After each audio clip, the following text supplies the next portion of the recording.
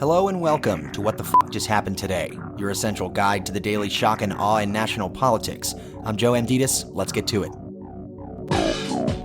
It's Thursday, May 25th, 2023. Welcome to day 856. The leader of the far-right Oath Keepers militia group was sentenced to 18 years in prison for his role in orchestrating a seditious conspiracy on January 6th in order to keep Trump in power after he lost the 2020 election. It's the longest sentence imposed on a January 6th defendant to date.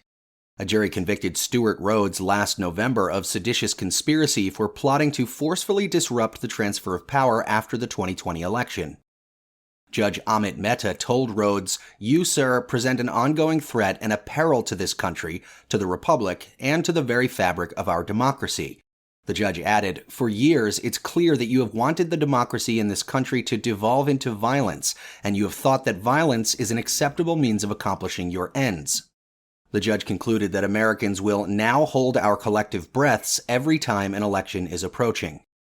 A second member of the Oath Keepers, Kelly Meggs, was also convicted of seditious conspiracy and was sentenced to 12 years in prison.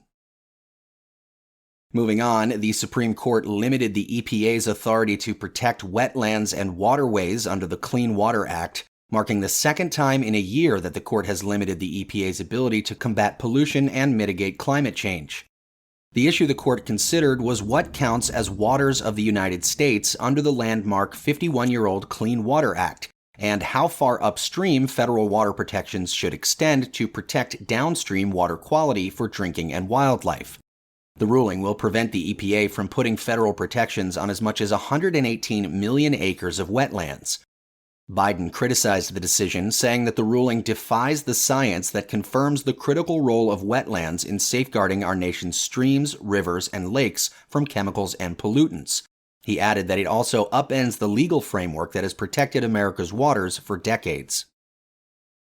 And finally, Florida Governor Ron DeSantis' Twitter livestream announcing his presidential campaign was marred by several technical issues. Just minutes into the audio-only Twitter Spaces forum between Elon Musk and DeSantis, the event's audio repeatedly cut out and users were kicked out of the space, including DeSantis.